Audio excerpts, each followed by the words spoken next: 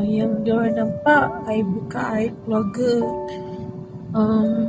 I tak malu ke cerita hal I ke orang? Buat apa nak meraih simpati? Tu yang orang nampak. Orang tak tahu how much I struggle seorang-seorang. I tak perlukan orang cakap I hebat ke apa tak. Cukup orang cakap dengan I, you akan dapat yang terbaik. I tak rasa siapa tau nak bagi moral support. Tak ada. Even family pun tak ada. Ada yang block.